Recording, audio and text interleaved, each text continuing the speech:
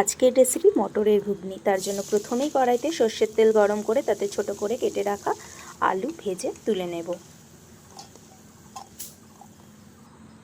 তারপর সেই তেলেই দিয়ে দেব তেজপাতা, শুকনো লঙ্কা, গোটা গরম মশলা, জিরে। মশলা থেকে সুন্দর গন্ধ বেরোলে দিয়ে দেব চিনি। দিয়ে দিলাম পেঁয়াজ লাল লাল করে ভাজা হয়ে গেলে দিয়ে দেব রসুন বাটা, আদা বাটা। আদা রসুনের কাঁচা গন্ধ না যাওয়া অবধি ভালো করে রান্না করে নেব। এবার দিয়ে দিলাম টমেটো ও কাঁচা লঙ্কা,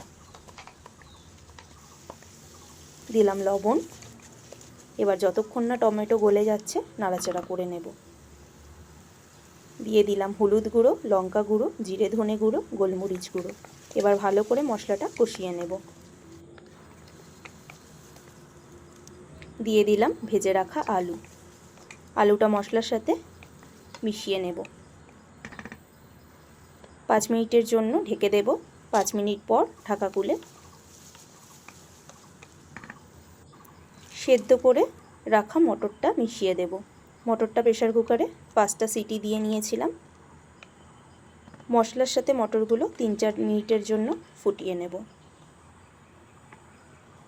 শেষে দিয়ে দেব লেবুর রস, ধনেপাতা, গরম মশলা গুঁড়ো। মিশিয়ে দেবো ভালো করে। তাহলেই রেডি আমাদের দোকানের মতো ঘুগনি। Thank you.